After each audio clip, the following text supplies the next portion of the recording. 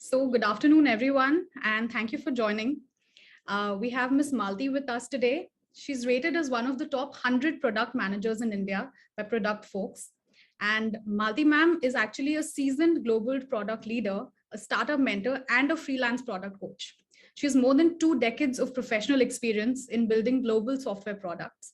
And she's worked for companies such as PayPal, Societe Generale, Intuit, SAP, and EMC. And she's also led products like payment platforms, QuickBooks, TurboTax, and KYC reviews, amongst many others. Presently, ma'am serves as a chief consultant product officer at an early stage startup, apart from mentoring many others at Nasscom Deep-tech Club. She's also the co-founder of a startup, FinWhiz, which provides workshops on financial literacy to students and young adults. Ma'am, I've been following you on LinkedIn, and I really find your posts insightful, especially the ones around FinWhiz, because creating that kind of financial awareness in the youth and for women especially is something that not everybody is doing. So I really found that idea unique. And with that said, we are very, very excited to have you over. Over to you, ma'am. Okay, thank you so much, Arya, for first of all having me here and for a very, very generous introduction. And yes, thank you for your kind words on FinWhiz, because that is something, an idea which came in when I started to teach my younger one, who is a teenager, 13-year-old, about financial literacy. And I ended up not really finding a lot of content around that. And that was the trigger point, which kind of started as a home exercise and kind of spreading its wings slightly more broadly. All right, so first of all, again, thanks everyone for joining in here. And probably this is one of the very few sessions where I see pretty much a lot of people on video. So I would say really thanks for switching on your video, because I know it takes a little bit of effort to kind of come over on video. Okay, so when I was discussing with Ayush on, what would be the topic and area of interest, was that we would love to hear more about product management and especially design thinking. How does that help in, building the products?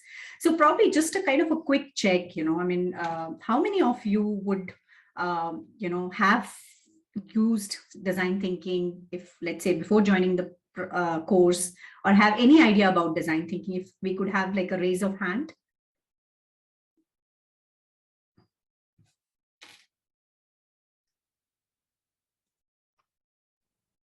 Okay, nobody? Do I read it right? Okay. All right. Okay, so I see a couple of hands going up now, 3, 4 hands going up, 3 hands. All right. And how many of you probably after your MBA would like to pursue a career in product management? Do we see many more hands here? All right, so it's nice to see the ticker going up.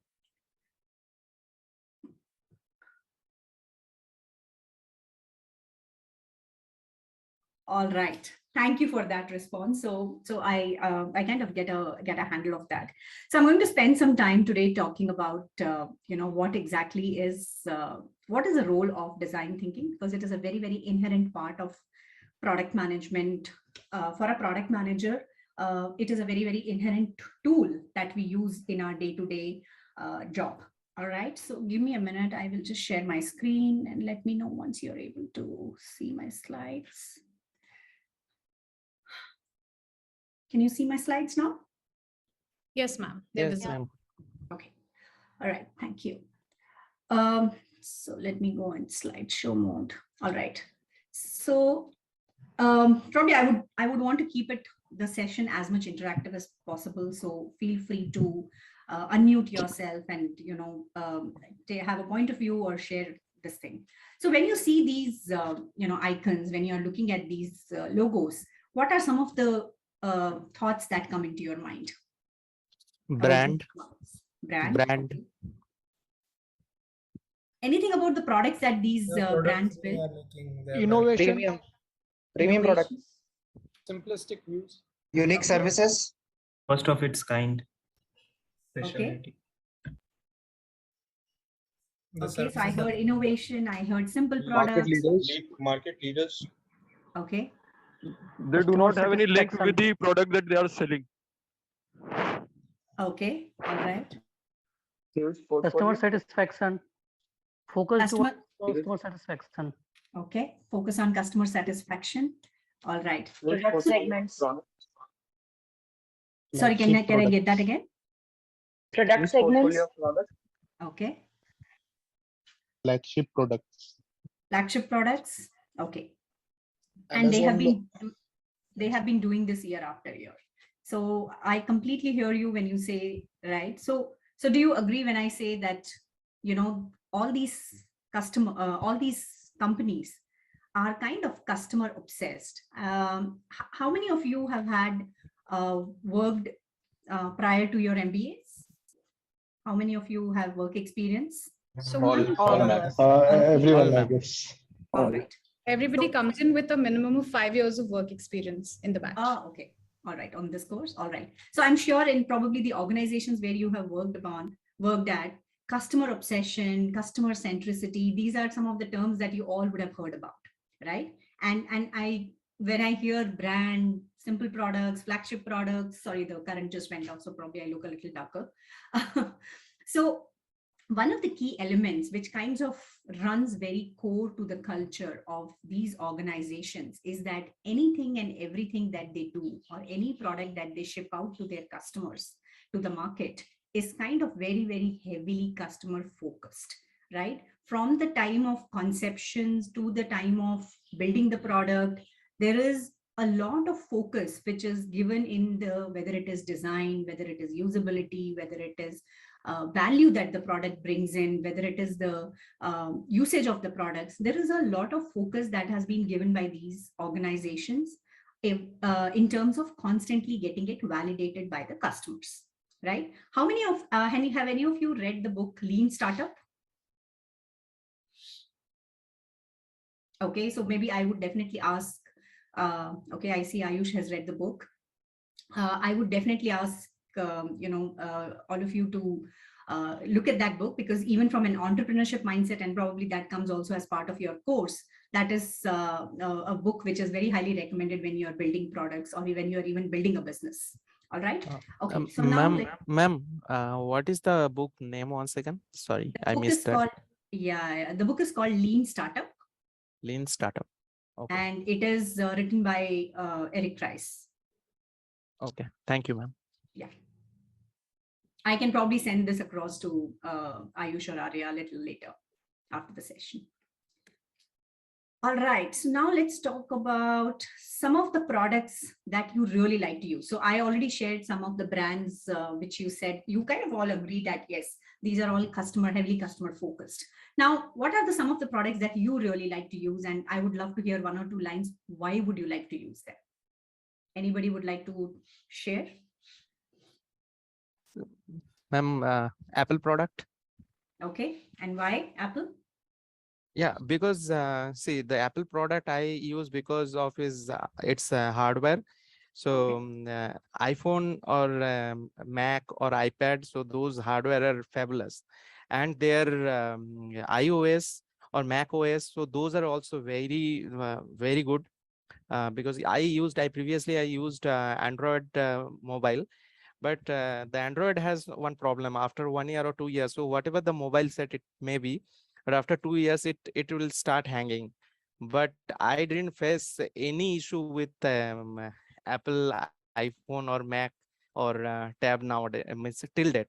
So I'm using iPhone from means one iPhone I have, I am using for 3 years, but I am not facing any issue till date. So Okay.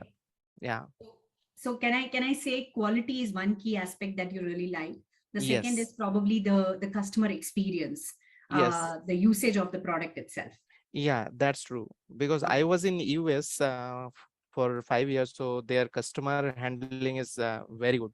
So if I go Okay. to Apple store, so it was like fabulous. So how they treat the people, so it was like amazing. Awesome. All right. Thank you, Sampath, for sharing that. Anybody else? I see. Hi, ma'am. Yeah, go ahead. Good afternoon. So I like Sennheiser products. I've been a user of Sennheiser earphones since last 4 years. And first reason would be the quality of their products. They are super amazing. I have never heard a better sound in all the earphones that I've used till now. Second is the customer, the approach towards customer. As in, once it happened that my earphones were 10 days away from the warranty expiration, but an issue occurred, and then I contacted them, and they sent me a different fresh pair of earphones. So that made me feel very special and very nice. So the customer satisfaction is pretty awesome. Awesome. So the responsiveness that they gave you, the quality Yeah. of the product is something that you really admire. Yes. Awesome. Yeah. So I'll take one last response on this question. Yeah, Bharat, go ahead. Yeah, I'm not very brand fanatic, but yes, the product that come in from various brands does make a difference. And in that particular sense, I would say that I am not at all an Apple fan, but I love their iPad because for their handwriting recognition, Okay. it's I'm all game for that. It's state of art that they have created. There are other companies that bring in, but they haven't matched the human handwriting to that extent that it looks so neat and clean and precise. That's one thing that I'm sold for, because they're really doing great at them, and the updates are really good over that particular product. Awesome. Awesome. So the usability for the use case that you have, that particular product is something that you really admire that product, right? So absolutely fine. That's something product. Yeah. Yeah. And it's absolutely fine. You need not like all the products from a brand, but it is where is your ultimate need, which is ultimate your use case, and which is the product which is solving for that, which is absolutely fair. All right. Thank you sharing for that, Bharat. All right. So there were some common terms which I heard: responsiveness, quality, customer support, really solving the critical need of the problem that somebody has, which is related to handwriting that day. All right. So now I would like to hear some different set of folks to say, are there some products that did not survive because they were not solving a problem that a customer had, and they did not survive? Any such products? One, I guess it should be Nokia. That earlier Okay. it came in the market, but as soon as we switched to Android and smartphones, Nokia was not able to sustain Perfect. because And- of the and- market change. And Yeah. Why do you think, Nishit, that was the case at Nokia? because they didn't understood the customer expectations. Like when we are having smartphones, the customers are also expecting that kind of technology with them, but Correct. Nokia was not able to match that. Absolutely. Awesome. Anybody else? Any other examples? Kodak is also one example, Awesome. wherein they were not able to judge what the customer is requiring. They were not able to gauge the expectation of the customer, and eventually they were totally in the they lost the bus, I should say. Right. So the Kodak movement could not continue to survive in the digital world. Right. Okay. Ma'am, same goes for the BlackBerry. Correct. Okay. What was the challenge at BlackBerry, do you think? That they were not able to switch to the new technology that the iOS or Android, they were not able to change their platform. So I think that was their issue. Yes. All right. Thank you. Thank you, Piyush. I know a lot of other folks had raised their hands, but unfortunately, given the time, probably we can come back at a next set of questions that we have. All right. So one of the things which I constantly hear is that the customer needs continues to evolve, the customer needs continues to change, and the organizations that continue to listen in to their changing customer needs are continuously innovating on the technology front, are the one who are continuously able to delight the customers, versus examples like what we talked about Nokia or what we talked about Kodak, because they were not able to gauge the continuous needs of the changing needs and the technological advancements. They could not survive, despite the fact that at one point of time they were actually the dominating or the leading market brands in their own industry, right? All right. Now, how do some of these organizations which are heavily customer focused, and that every single year or every single time they bring out products that delights their customers, what are these organizations doing differently? See, with the kind of changing technologies, changing customer demographics, changing, like suddenly the world, there was a time when the younger population was much less, was much more. For example, in India, when we look at it, the younger population is much bigger, right? Whereas you go to the western side of the world, whether you go to a Europe, you go to a US, the aging population is much higher. So the demographics are constantly changing. The technological advancements are kind of going very fast, right? Now, because of these demographic changes, macro conditions, technology changes, the user needs are constantly evolving, right? Now, that means that when we are looking at a problem that we want to solve, whether it is an urban problem, whether it is a millennial problem, whether it is a rural problem, one has to look at the problem from a variety of dimensions, so that you are able to solve that problem in a very simplistic way, but at the same time, in a way that the problem is solved with an impact, right? And there was a time when only these large enterprises were kind of taking a lead and kind of solving the problems. But today we have an ecosystems where we have a lot of startups, a lot of diverse set of people who are kind of looking to solve a same kind of a problem in a lot of different ways. Now, here again, it is just like the survival of the fittest, that how do you approach these problems that you kind of really identify that, for example, I don't know how many of you would have heard about that the customer, when he wants to make a hole in the wall, did the customer ask for a half an inch of hole, or did he ask for half an inch of drill machine? Okay, somebody wants to answer. Drill what machine. was the need there for the customer? Drill machine. Was the need really a drill machine, or the need was really a hole? How did they arrive at that? A hole. It was a hole. It was a hole. It was a hole. It was a hole. Right. No, So it is. Yeah, go ahead, Kumar. Yeah. So it is up to the. I think it is up to us how we chase the customer, how we determine what exactly his need is, and then we determine that yes, we have to give him a drill. He needs a hole, but we need to give him a drill. Right. So the same thing can be done in a lot of different ways. You can give him a drilling machine. He can do that probably with a hammer and a nail. So the ultimate require or the need of the customer is to have that half an inch of a hole. It can be solved in a variety of different ways.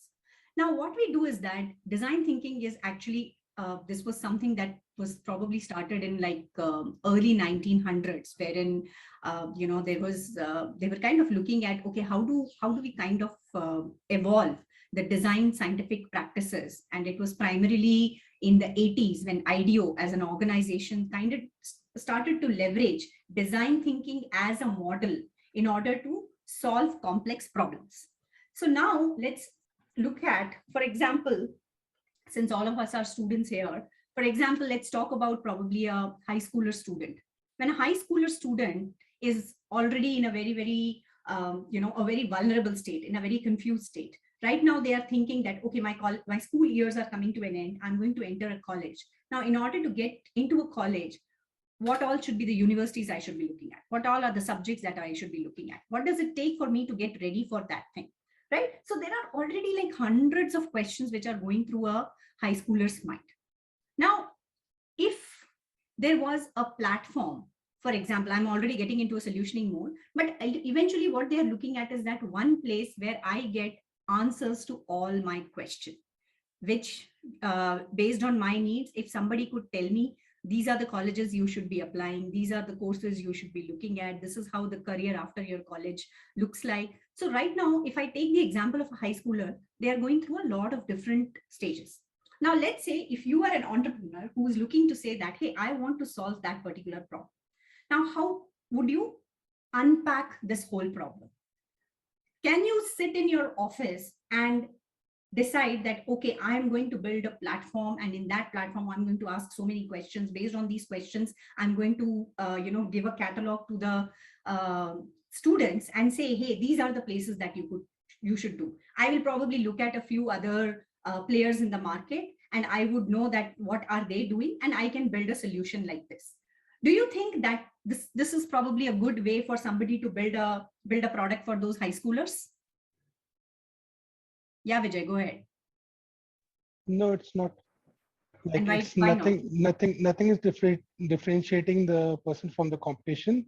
They're not providing any innovative solution, and it's not even convenient. If I ask like too many questions, it's not convenient for the high school. He's just going to get confused with all the questions. He's going to, okay, all right. Yes. So I'm not making it any easy for the high schooler is what you're saying. Yes, exactly. Okay, and there is no unique value proposition as I'm offering to the person also. Yes. Okay. Okay. Anybody else who thinks this is not a great way? Yes, this is not a great way, because when it comes to education and all these things, people generally trust to the only sites which they know. If you come up with a new site, they won't trust you that you are providing a genuine information to them. They would generally go with the branded sites, or then which are preferred to them by their schools, professors, or anyone which they know or trust. So in that, creating a market with the same kind of solution and same kind of tool will be very difficult for them, and it might not work also. Okay, all right. Thank you, Nishit. I heard Satish also raised. Please, Satish, go ahead. Ma'am, I think Byju's and Academy are some platforms which are doing some counseling with regards to this, like counseling them students, and mostly the ones who are in higher secondaries and during their graduation, like for planning for them and helping them out whenever they need. So I think that is feasible as per my understanding.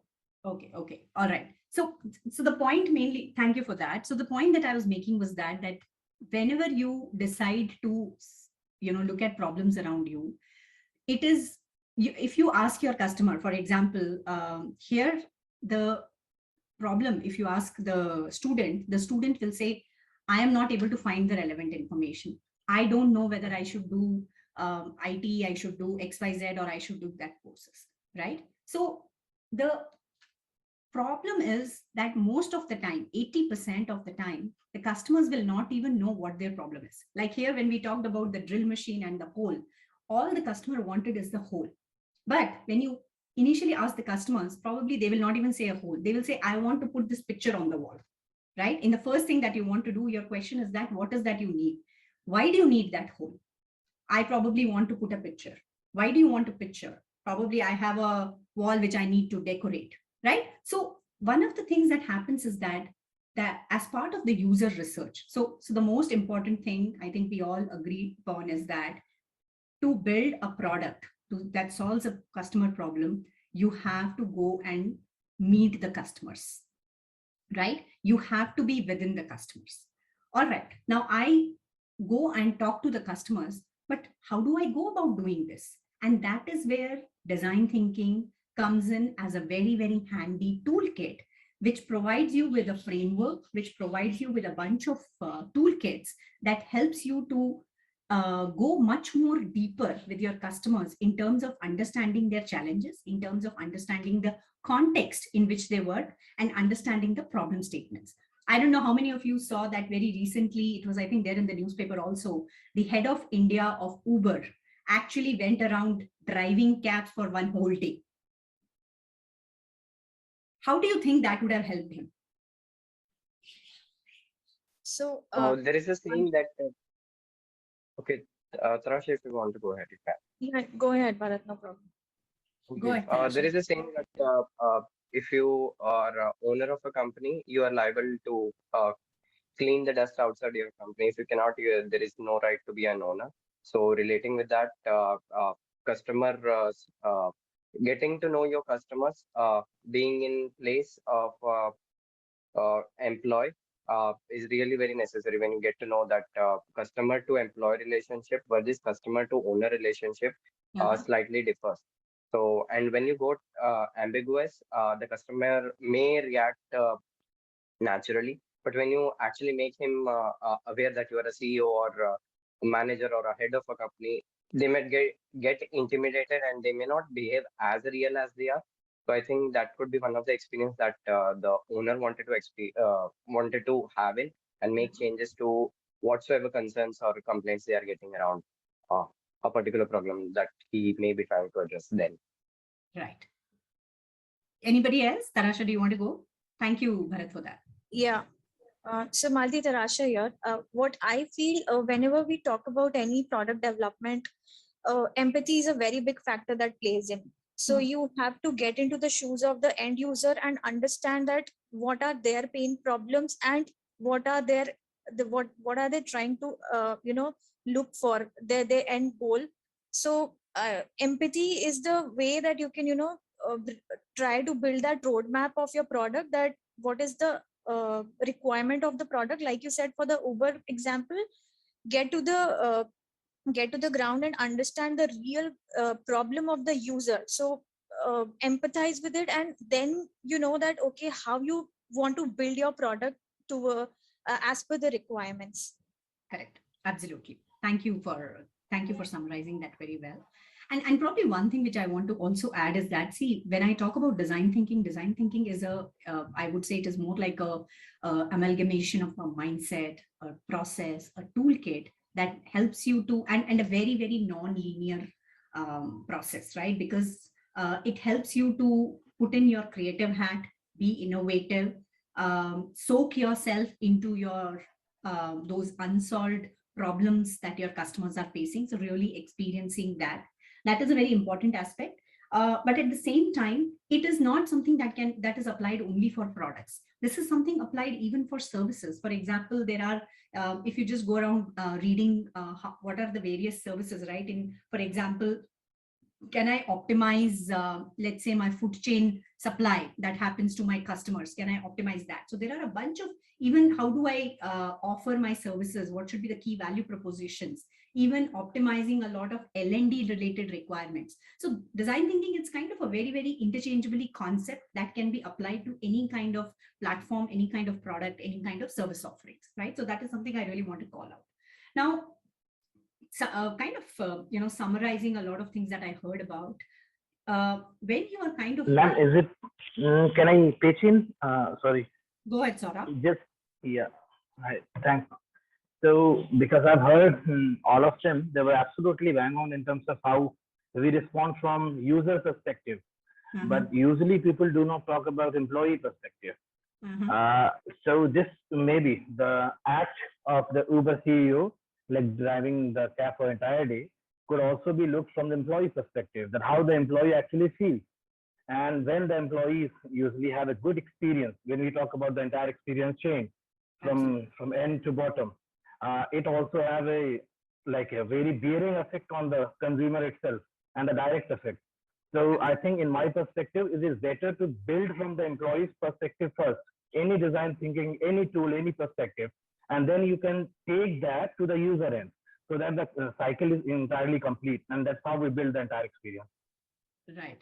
I probably want to tweak it a little bit here, Saurabh. See, I think maybe instead of saying it customer, instead of saying it employee, it is basically end user experience specific, right? Because if you are building a product which is a B2B product, a B2C product, a B2B2C product, so whoever is going to be the center of or the actor of that process or of that end user of that product becomes like the central point from which the story is kind of woven.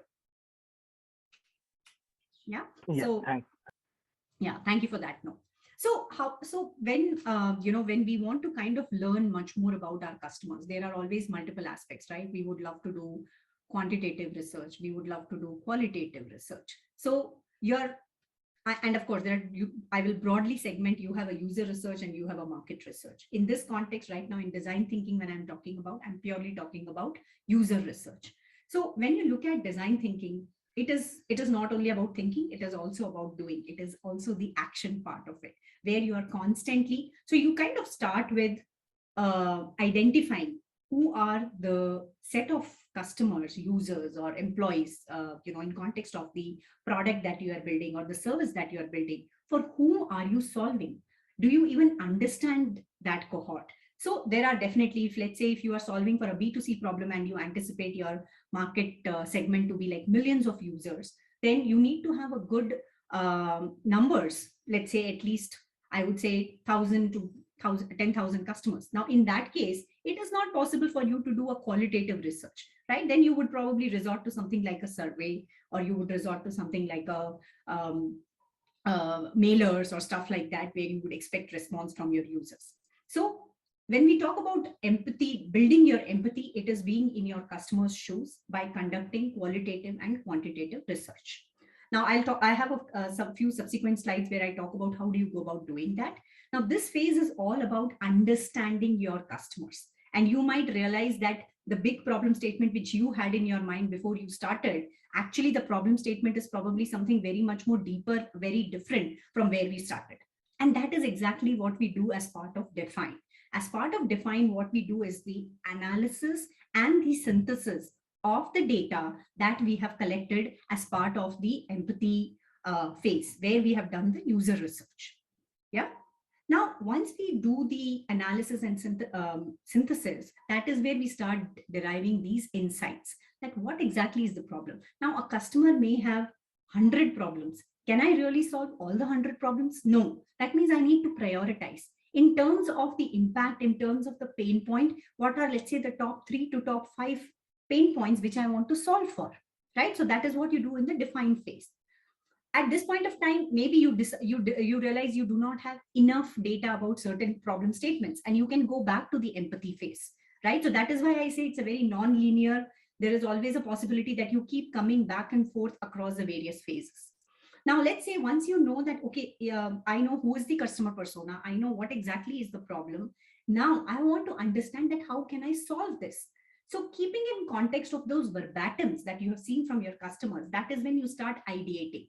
And I really want to call out, when we look at some of the underlying points for design thinking, is that while we keep the customer centric as the core, we also want to ensure that the solution that we are providing is simple to implement, right? It is highly impactful, right? And at the same time, it is derived by, a very, very collaborative way. So that is why something what we call as go broad and then go narrow. What does that really mean? Go broad is basically think of any kind of crazy ideas that you think can really solve that problem. I really want to probably give one example when we come to the ideate part one, wherein they spent millions of dollars to build a solution, which eventually they realized they could have actually achieved in a very, very few $100 as the solutions. So one of the aspect of the ideation phase is that when you think of the solutioning, is that think of as diverse set of solutions, and that is where you need to bring in diverse set of people over here, from designing, from engineering, from marketing, from sales, when you're kind of doing this exercise, right? Now, based on the ideate phase, then you kind of shortlist, okay, what could be the, based on various parameters, whether you do affinity mapping or stuff like that, you kind of come up with the top 3 or 4 solutions. Now, the next thing is that this is what you have brainstormed, this is what you have identified. The next thing that you would want to do is that maybe build some solutions, very, very fast kind of solutions that can be built, that can be validated by the users, right? So for example, the book that I talked about in Lean Startup, what they say is that learn fast and fail fast. Yeah, or rather it's the other ways, it's fail fast and learn fast. So that means the more you do it, the more you get the validations from the users, whether they are able to understand your solutions. And this could be anything from a paper prototype to a, some kind of a user solution, like a nice HTML page that you have built in. It could be a very, but it has to be real time. And in fact, in a lot of design thinking workshops, we actually give them props based on which they can actually use it, build a quick prototype based on some really low value materials that you can use to give the user a real feel of how the solution could look like. Okay, once you have built the prototype, the next thing is to go and validate that with the users, probably with whom you did your qualitative research. Ask them to use the product. And instead of just asking them direct questions, just observe how they are using your product, right? It could be both ways, mix of asking them the questions in terms of how they are using the product versus also observing them how they are doing it.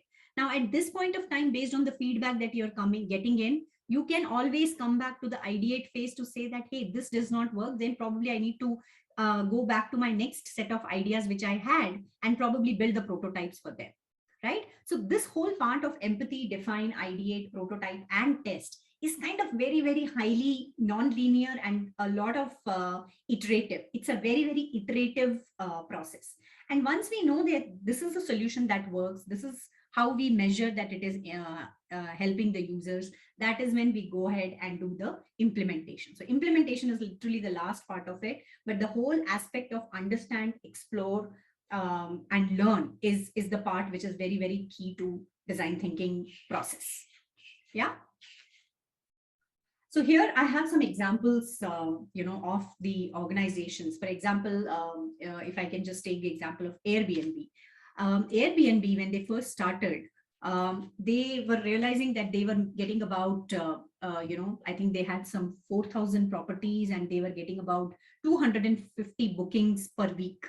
And their observation was that it was not scaling beyond a certain number.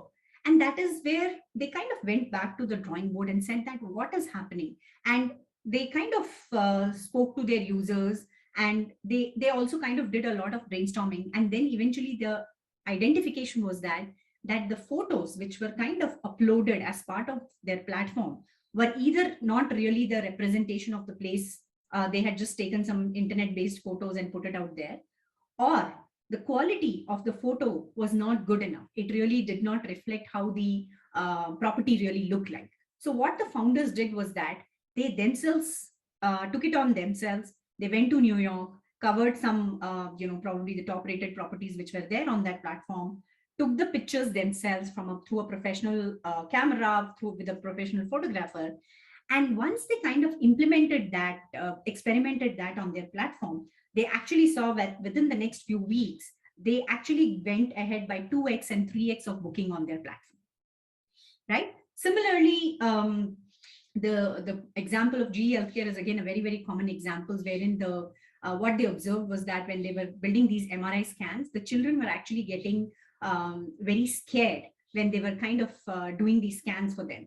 And when they started to figure out what was the problem, because they are younger children who are kind of put in a very tunnel-like shape. So that is when they kind of came up with this idea of kind of painting them and, making it much more kids-friendly. Now, all this happens only because they probably went back to their users. They kind of understood what exactly do they feel when they are getting into that MRI tunnel, or what exactly are they feeling when they are looking to book that property, right? So these are some of the examples where they leveraged on the design thinking toolkits to transform their products and see the outcome that they wanted with their users. All right. Now with this, I want to kind of correlate this with the product life cycle. Now, this is probably not something new, and many of you would have seen. What you see over here is the typical, when you kind of build a new product, it will have an introduction phase where you're kind of just initially launching the product. You are looking at the first MVPs. How many of you are aware of what is a minimum viable product?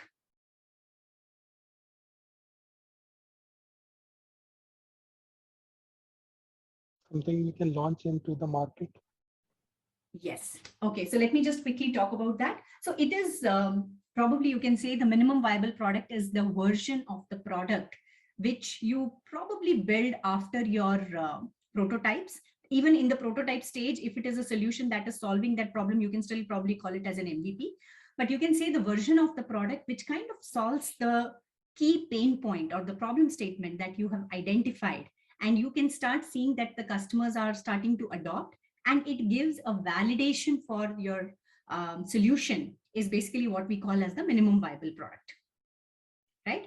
And even to build a minimum viable product, which is what we call as, I'll come to these parts in a minute.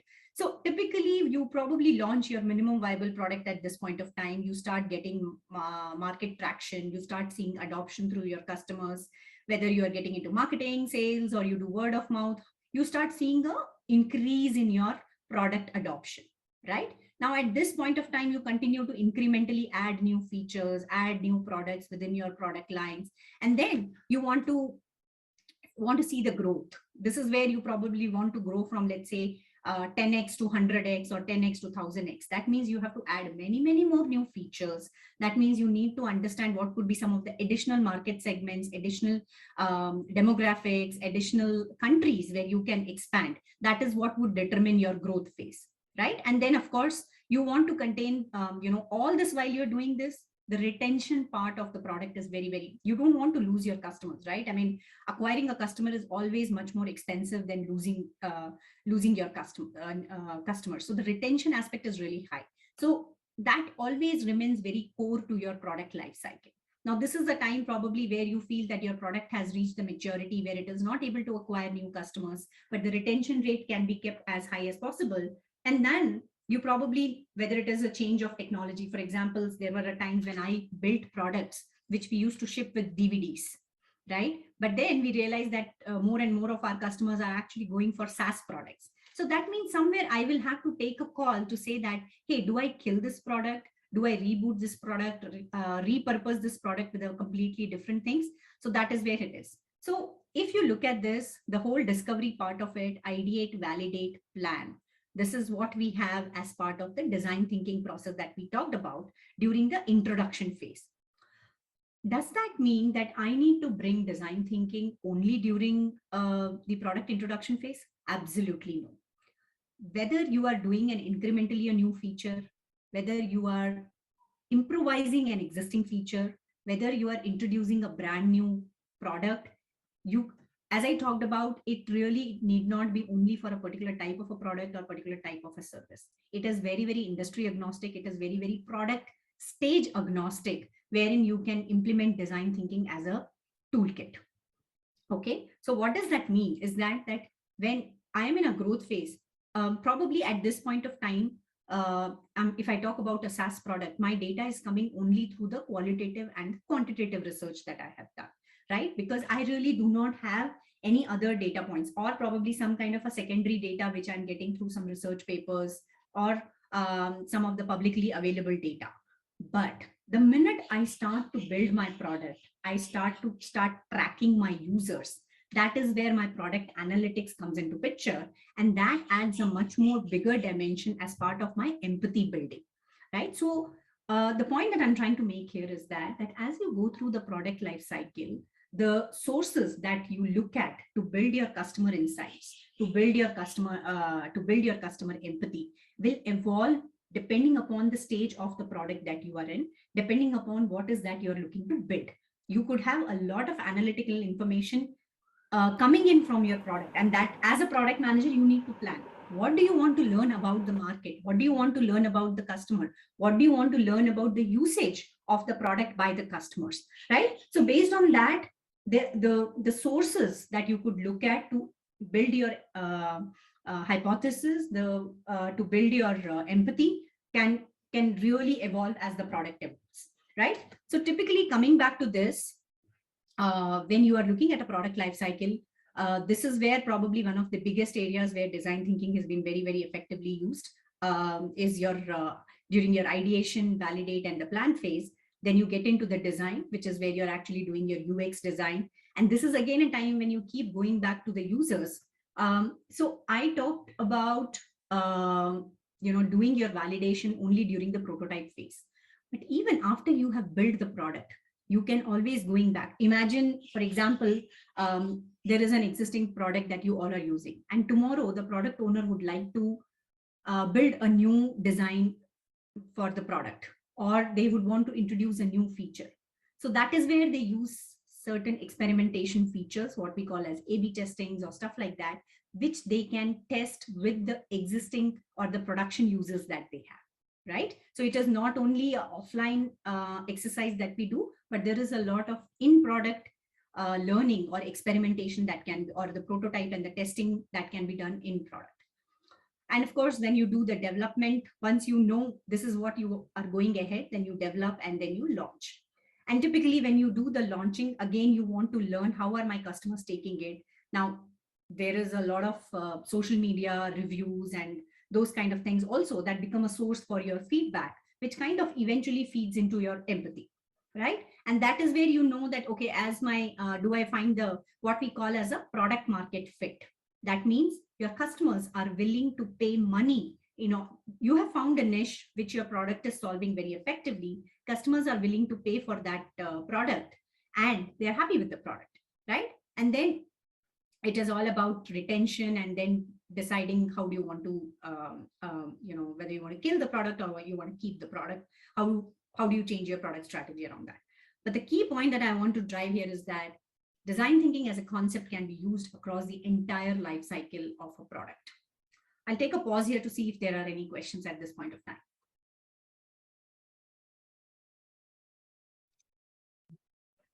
I'm so sorry. Ma'am, how can a developer use design thinking in his work? This question. I will come to that. I'll just hold on to that question. It comes into my next slide. As I said, it is a very, very collaborative process. So it is really important to get in your developers also in that aspect to build their customer empathy. Any other questions? I would like to know if, like as you explained right now, that the AI and the analytics and the design thinking is being integrated in the current situations. So is there any practical example as of now where this particular thing in the context of empathy has been implemented into the product? Yes, if I go back to this example of Uber Eats. Yes, ma'am. Right? So Uber Eats, probably when they launched only in one city, right? But if, for example, if you think of Uber Eats, I would say probably there are 3 people who are involved here. There is an end user who's actually making a request saying that this is what I want to eat today, and this is, they place an order. And then there is a restaurant, right? The restaurant, which is basically making sure that the order is taken on time and it is prepared and kind of given to the delivery person on time. So the third person is a delivery person. Now the challenges or the recommendations or the issues for all the 3 actors in this process is going to be very different, correct? Yes. So what Uber Eats has done here is that the product analytics that they have failed. For example, look at your recommendation engine. If you want to order X in whatever food app you use, tomorrow, next time you probably see more such similar options coming up as part of your recommendations. Do you see that? Yeah, yes, the algorithm works in that. Correct. So that is an example of your product analytics. And for example, when your big billion days sale and all that come, how do they know that whom should I do what kind of an offer? So the whole personalization aspect is an example of design thinking, is an example of leveraging of analytics to figure out what to build for my users. Yes, ma'am. Right. So for example, let's say, like initially when Paytm came in, they were doing only a wallet, but then they evolved with UPI. Then they decided to become a bank. Then they launched their super app, right? Now, how would you know that what is the next product that I should build in? It is based on, I see the pattern of usage by my customers existing today, and that pushes in the data for me to decide what do I want to do next in my product roadmap. Yes. Does that help? Yes, ma'am, definitely. Okay. I'm going to hold the questions for now. Let me quickly go through this because I think that might answer a bunch of questions. So I think here I already covered a lot of this. Empathy is all about immersing yourself. And I really want to talk about, because I have myself been in those shoes. As a product manager, it is mandatory for me and my team to spend as much time as possible at the premises of our customers. We would set up time, we would just observe them, we would ask them to, of course, there would be some interviews, there would be some question and answers that we will ask. And there are some very clear guidelines. You should not ask leading questions. You should ask very open-ended questions. You should just observe how they are doing their day-to-day job. You should observe not only how they are doing it, but their body language, their, reactions on the face. Everything has to come like as a package. You have to engage with them. So that is very, very critical for you to get into your customer shoes. And as I talked about, it is qualitative, quantitative data. It is about the feelings and the needs. And on the left side is basically what you see, that how should your, what could be the variety of different research interviews that we can be done. And the most important thing, you need to completely go very, very neutral, dropping your assumptions, judgment, and biases. By the way, most of these customer centric organizations will actually have a user research team who is kind of very has a lot of expertise and very familiar in terms of conducting these interviews and conducting these discussions with the customers, right? And typically a product manager will team up with them and they will do a lot of note taking while the customer is talking. They will do the note taking, and those notes becomes your input for doing the during the definition phase, right? So this is exactly what happens during your empathize phase. All right, so now I have a lot of notes. I have outcomes of my survey results. I have made notes of how my customer was reacting for certain questions. I have some answers from my questions. Now, the next thing that I need to do is that I need to do an analysis of that. Look at those verbatims, look at those feelings. What were the areas where they emphasized on a certain set of things? While they were trying to use my product, where were they struggling in the existing? If I'm looking at improvising something in the existing products, how do they struggle? If I talk about, let's say, even an application where they have to apply for a leave, if you kind of start to break that down, it has a bunch of things. For example, before the employee can actually put in the leave, they need to already have the date in mind. They need to have exactly know what are the reasons that I need to going to be put. I need to find that application where I can go and click, say, define leave. Then I need to say, oh, what kind of a leave? Am I looking at a privileged leave, casual leave? Am I looking at a sick leave? How many days am I looking at? So if you start breaking that down into steps, there will be a lot of nitty-gritties that individual steps that you will come in. So you need to make sure that you are asking. There are tools like 5 whys. For example, we go back to the example of whole. Why do you need a whole? I want to put a picture. Why do you need to put a picture?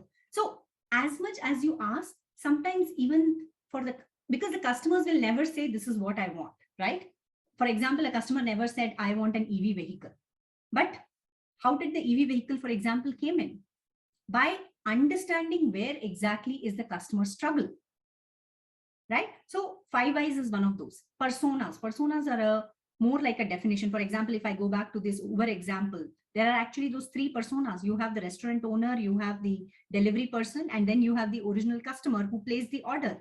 And all 3 of them have different needs. All 3 of them are doing different activities in that one particular process which your product is solving for, right?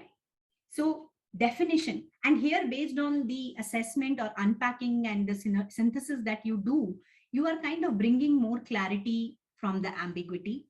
You are kind of tracking down how the process looks like. You are going to look at, is it happening? For example, if we go back to the placing the order for the food, we know it is probably highest in the afternoons and the spike we see in the night. How does the pattern, are there specific pattern that we need to look at other pockets of time? So and then there are templates which are available for building these problem statements, like how might we, point of view statements and stuff like that. So these are the key outcome of your define stage, where you have much more clarity in terms of the needs. And I think somebody had asked me that when do we get engineering here?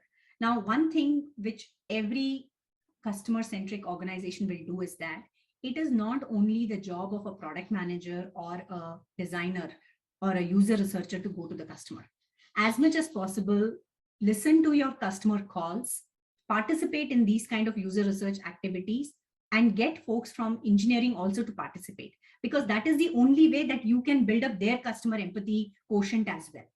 In fact, in my team, between me and my engineering counterpart, we would actually, so all the customer calls that would come in, these calls would be recorded.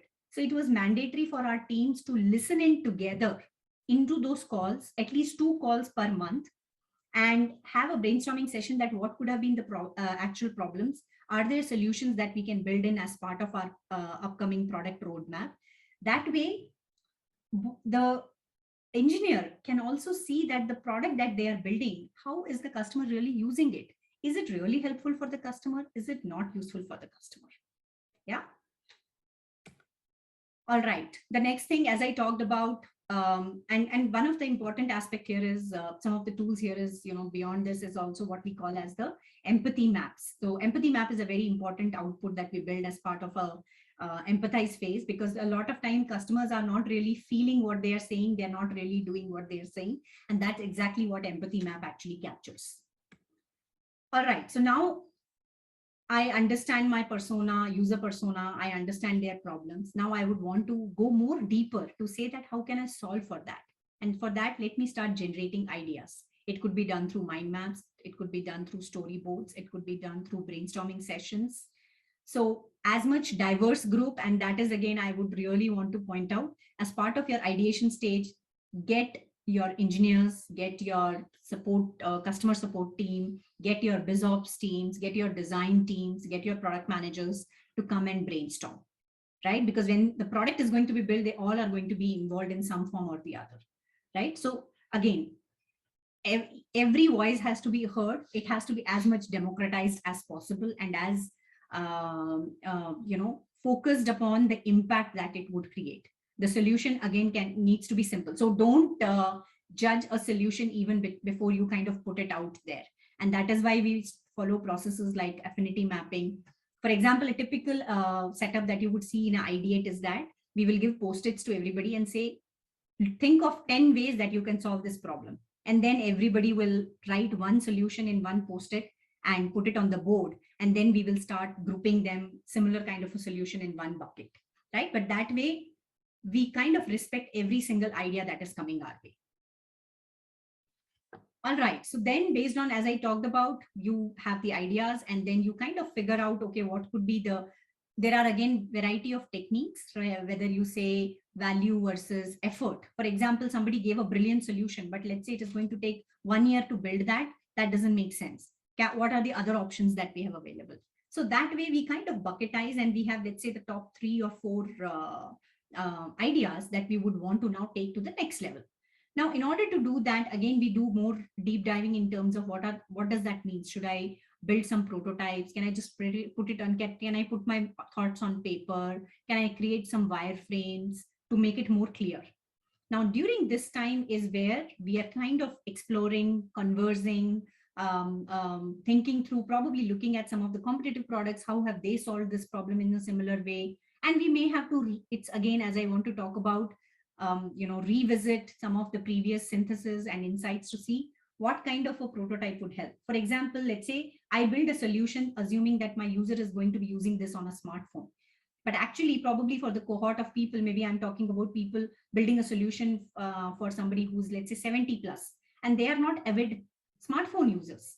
For them, probably a desktop solution will work better, or maybe some other physical solution will work better. So you need to be synthesis on that. And the most important aspect that design thinking really focuses on is that it is okay to fail. No idea is a bad idea, but learn from what the users are doing. And this is the most important part of it. Whatever you have built, take it in front of the users as soon as possible. Just launch it. It could be a screen, it could be a print, it could be a, just a website. For example, I really want to talk about, I don't know how many of you have heard this story about Zappos. So the founder of Zappos, he wanted to build an online marketplace wherein he could sell shoes. Now, he wanted to build an MVP. And his MVP was basically what he did was that he created a website. He clicked a picture of shoes which were available in his neighboring shops, and he put those pictures on the website. The minute somebody would actually place an order for that shoe, he would actually go to that store, buy it, and then ship it to them. So his hypothesis was that people are willing to buy shoes online, right? Because people do not have time. He would have put in some hypothesis over there, but his way of validating was exactly this. So he really did not, procure shoes, created an inventory, and then put it on catalog. He did not do like that. He validated his MVP by actually just putting in those pictures. And when somebody placed an order, when he saw people coming back, placing orders repetitively, that is when he moved to the next level where he started building that inventory and, adding more features to his online marketplace. So this is how, iteratively, as I said, you kind of refine, learn, solve, and you, and when you are validating it from your users, you are kind of making a note that why this works, why this does not work, what are their observations. And especially in the initial stages, if I have to take an example, when there is no product that exists, that is when you probably have to do usability tests, ask your users, hey, what do you think you are able to do in this portal? Do you think you can find a activity for you to place an order? How do you think, for example, buy now versus add to your cart, where the positioning should be, what should be the font color? All this has gone through a lot of iterative refinement and usability test with their users.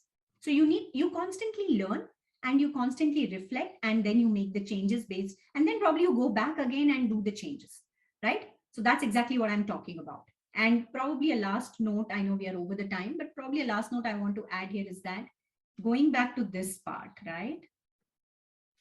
That this is not only happening during the introductions, but iteratively you are incrementally being in that customer space to understand how your customers are using your product, what are the things that they are missing, what are the additional things that they are you need to build. Because a lot of times, I'm sure many of you know, for example, there are products which are loaded with features, but the customers are probably not using, 80% of the customers are not using more than 20% of the product.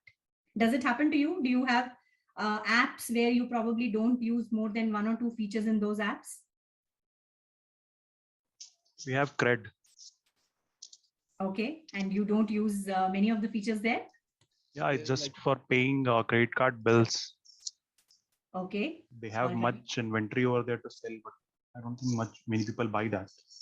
Okay. Anybody else who has those kind of apps wherein it's loaded? So that is where, right? I mean, imagine probably this is not a use case for others, maybe others are using, but that is when they monitor to say that, hey, I built this.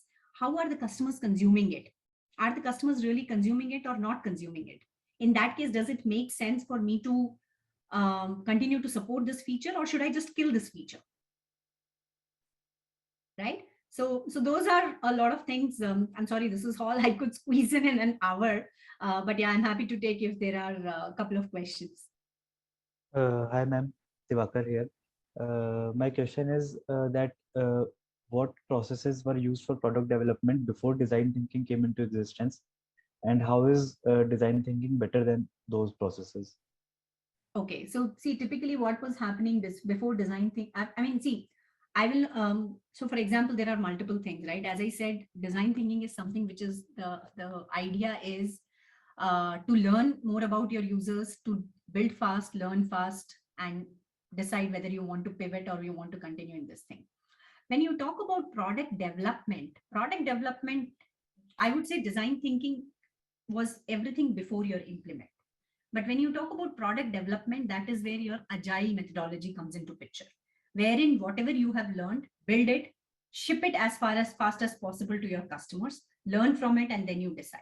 Before agile, what we had was the waterfall methodology.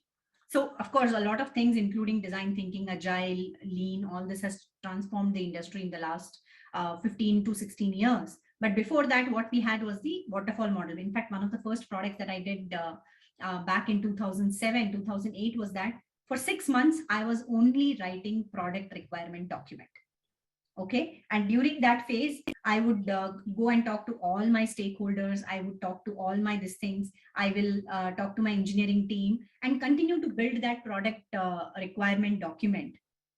Right. But the design and implementation will actually not begin until that product requirement document, everybody has signed off saying that, yes, we understand the requirement. But till at that point of time, I have not taken anything to my customer and shown, hey, this is what we are looking to build. Are you okay with that?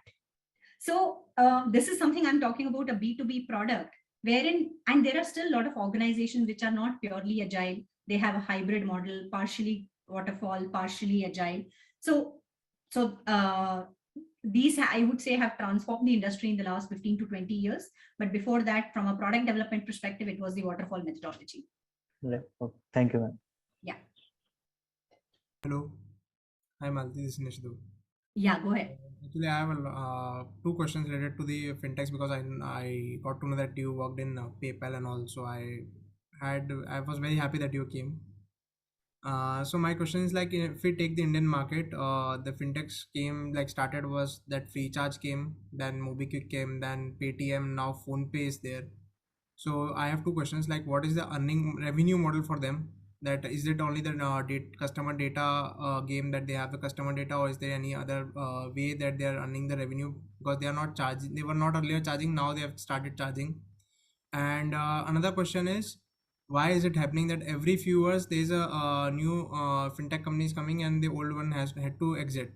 Like, is it related to their product, or is it market, or what? Like, why is there like every few years there's a shift from one product to other product, and then that company is going to exit the market? Okay, okay, let me take your first From where I question see. first. Yeah. So Nishit, let me take your first question first. See, I mean, of course, even if you look at these products like which have been primarily being the wallets, right? I mean, the business model for them has also evolved. For example, when they started purely as a wallet, there was always some amount that we kind of maintain, and that is the amount on which I mean, of course, the whole customer data which came in with them was the primary, I would say, currency for them, based on which they were building. The second thing was that, of course, we all were maintaining some amount as part of our wallets. But then there were always these offers and discounts, or the ads part of it, which were kind of being done with their partners, which is again a revenue model for them. And I think I would say over a period of few months to few years, once they have started understanding the spending pattern and the usage of the product by their customers, they have kind of ventured into launching other set of products, whether it is lending, whether it is insurance, whether it is banking, or fostering partnerships in order to increase their revenue model. But if you look at it in the initial customer acquisition phase is the most, difficult phase, and it is the most expensive phase. So that is why it takes a while for you to, reach that growth phase wherein you start figuring out what are the other business models, what are the other features that I need to put in where I can accelerate my revenue model. So that is one. The second thing is, I think it is all cyclical. I would say there are companies like, if I have to talk about Intuit, I have to talk about Amazon, I have to talk about Unilever, and a bunch of other automobile companies, and many of brands which have, especially in BFSI also, right, which have remained very strong retainers with the customers, and they continue to acquire new customers because they are always ready to innovate. They have been receptive to the macro and microeconomic conditions. They have always transformed themselves based on the needs of the customer and the market. But for those players who have not been able to react on time, who did not have the the right kind of visibility or the vision to transform themselves, they are the one who kind of lose it on. It is all about how strongly you are connected to your market, your user base, and the marketing changing market needs and the user needs, and are able to innovate and are able to solve the problem in the most simplest and receptive way that keeps you as a market leader. Okay, thank you, Malthi. Yeah, I think I can take one last question. Hi, ma'am. This is Shantanu this idea. Very enlightening session from your side, basically in the design thinking. Ma'am, this design thinking, as you told, that there is empathize and ideate phase where we use the empathy maps and the mind maps. And also, if we see the analytics side, we use the neural networks so that the human brain can be copied and just the process can be implemented. So, ma'am, are there any nuances where there is a conflict between these two? And if suppose there is not a conflict, then how we merge both these concepts and build a product? Okay. See, one thing which I would really say is that it is not necessary that you have to use all the tools during your phases, right? It is, so I think the most important line which you, Shantanu, already added is that the concept of design thinking is that it is a very human-centered, because as human, I might be saying something, for example, I have myself seen that when we do a user survey saying that, hey, I can probably take the example of my financial literacy course. We initially did a survey with about 100 parents, right? And every single parent said, oh, this is such a nice topic. I really would want to sign up this for my kids. So we got a thumbs up from, all the 100. I mean, there was probably not even one or two parents who said no. And then we launched our first paid cohort, and we did a decent amount of, probably not a very this thing, but we had only 10 students who signed up, despite the fact that we had sent out those things. So I'm not kind of putting it on anybody on spotlight, but all I'm trying to say is that there are probably, when they gave the survey, the kind of mental space they were in, or the kind of the way they perceived what this course could be like, could have been very different from what we ended up offering, versus probably they were expecting an offline, whereas we put it as an online. So all I'm trying to say is that there is a lot of difference what you say versus what you do, right? Yeah. So the most important aspect that I'm trying to say here is that the whole aspect, whether you use an empathy map, whether you use for tracking your users' feedbacks, or you are using your mind maps to kind of track their emotions aspects, or how do you want to ideate and build those solutions. The idea is that how close can you get to the actual problem statement? Because a lot of times as a product manager, what happens is that the minute somebody tells me, oh, I'm finding very difficult to find this information, as I am wired, I immediately jump into the solution space. Oh, I can get you a platform. Have you already tried this? Have you already tried this? Can we do this? The idea of design thinking is that to keep the product manager into the problem space as much as possible, so that you understand not only one dimension, but all the dimensions that involves that user persona. Yeah. And then you get into a solutioning phase. So the point I'm trying to make here is that it is not necessary for you to use mind map also, empathy map also. For example, for the first 1.5 years, I never used empathy map when I started to do design thinking for my products. I would primarily do surveys. I would primarily do user journey maps. I would primarily do a bunch of things which were more relevant for my products. Does that answer your question? Yeah, yes, ma'am. Thank you. Thank you. Thank you so much for taking up so many questions, ma'am. And personally, I am a total fan of yours after this session. And I really wish you had this session for us too, because especially, we keep competing in a lot of case competitions, and there are a lot of Prodman related cases. And I really wish I knew this earlier. I mean, totally loved your session, ma'am. And for a quick vote of thanks, I'd just hand over to Akash. Sure. Thank you.